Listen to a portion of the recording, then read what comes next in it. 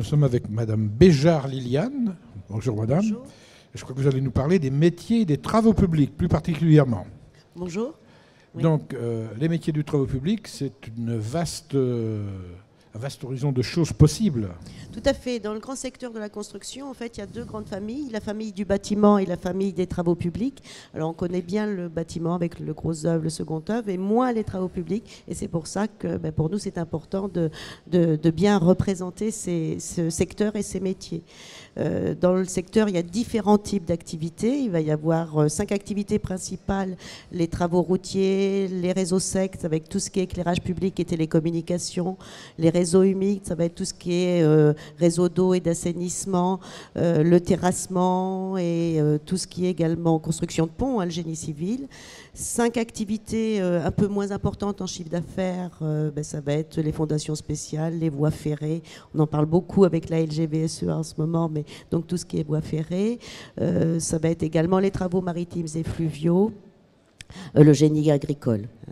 Donc on a un secteur qui a différents types d'activités et pour chaque secteur il va y avoir des métiers bien spécifiques comme celui de canalisateur, de conducteur d'engin, de monteur de réseau électrique, de coffreur-bancheur et puis du personnel, géomètre topographe et du personnel pour encadrer, donc chef de chantier, conducteur de travaux et responsable d'agence. Donc voilà, il y a toute une palette de métiers possibles dans les travaux publics, à savoir qu'on peut commencer par faire des travaux sur le terrain, mais on peut aussi avoir des missions à côté pour ce que j'appellerais les métrages, les plans, les choses comme ça qui doivent exister, comme dans tous les métiers.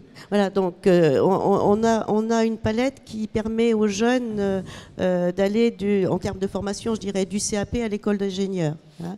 Et on a encore un secteur d'activité qui permet une réelle évolution de carrière. C'est-à-dire qu'on peut très bien commencer sur le chantier comme canalisateur, conducteur d'engin, mais parce qu'on est motivé, on a des qualités, on le montre, et bien par la formation continue, on va pouvoir évoluer, se former, devenir chef d'équipe, chef de chantier. Ou alors, on a un intérêt dès aujourd'hui pour le secteur des travaux publics et on veut être sur des fonctions d'encadrement et dans ce cas-là, on va préparer un bac général, un DUT génie civil ou un BTS travaux publics, continuer par une licence pro et puis pourquoi pas, ou alors faire directement une école d'ingénieur. Et les entreprises aiment bien justement cette mixité, c'est-à-dire avoir des gens de terrain qui connaissent bien le terrain et qui vont progresser et des jeunes qui, eux, ont un certain nombre de techniques déjà et vont pouvoir... les deux sont complémentaires, en fait.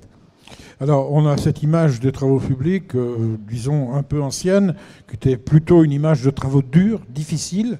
Je crois que les choses, là aussi, ont beaucoup évolué, la technologie a évolué, et puis je crois que ce métier, disons, est vécu différemment maintenant. Alors, tout à fait. Les métiers étaient dits il y a quelques années des métiers pénibles.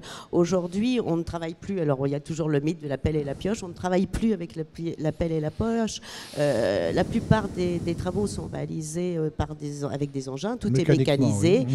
Ça ressemble d'ailleurs presque à des jouets. Quand on voit dans une rue piétonne une mini-pelle, ça ressemble presque à un jouet.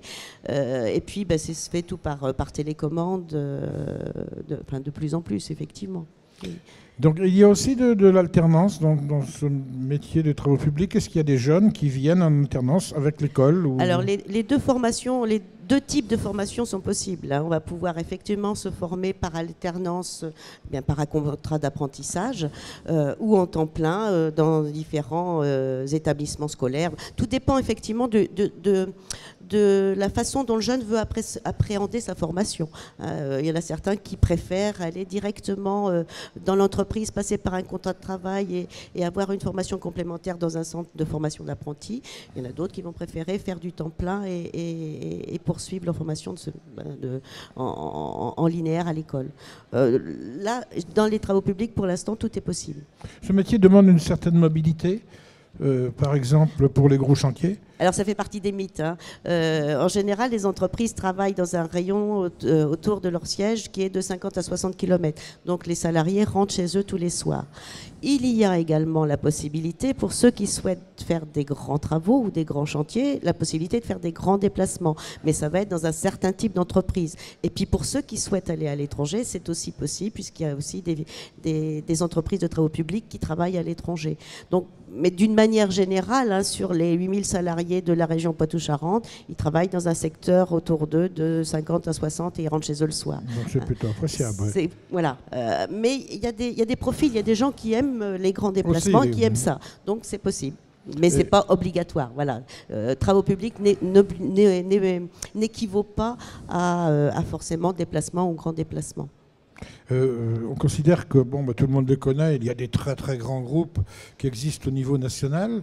Quelle est justement la proportion des PME au niveau des travaux publics? La proportion est très importante, hein. Dans notre région, il y a beaucoup plus de PME effectivement que d'agences de grands groupes, hein. Le nombre de PME est assez important dans la région. De Poitou-Charentes, par exemple, il y a grosso modo, dans la région Poitou-Charentes, il y a 255 entreprises de travaux publics ayant plus de 1 salarié. Ça représente plus de 8000 salariés. Et les Deux-Sèvres, c'est à peu près 21% de l'ensemble. D'accord, de l'ensemble Poitou-Charentes. Voilà. Oui. Voilà. Et grands projets à venir sur le Poitou-Charentes? Alors, il y en a un que l'on cite facilement puisqu'il traverse les différents départements, plus ou moins importants, mais les différents départements, c'est LGBSEA. Après, il y a d'autres projets, plutôt à l'avenir. Plus de 50% de nos financements, enfin en tout cas des financements des projets, sont liés aux collectivités locales. Donc il faut que les collectivités aient des financements elles-mêmes pour pouvoir lancer les projets. Grosso modo, 30% sont liés au secteur privé et le reste, ça va être grandes entreprises publiques ou État, ou concessions. Mais si vous aviez aujourd'hui à dire quelques mots aux futures personnes qui vont travailler dans ce domaine-là, pour les encourager, vous leur diriez quoi? Pour les encourager, d'abord, je leur donnerais 3 grandes qualités nécessaires.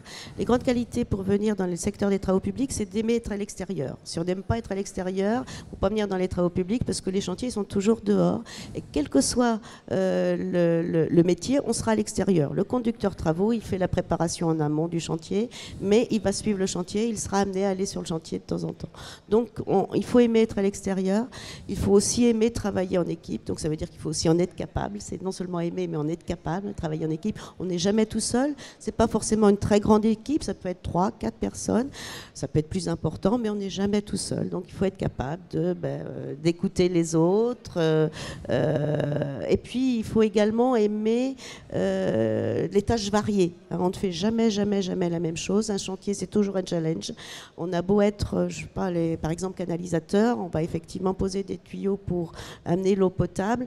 Il n'empêche que ça se fera dans des conditions différentes, dans des lieux différents, dans des temps différents.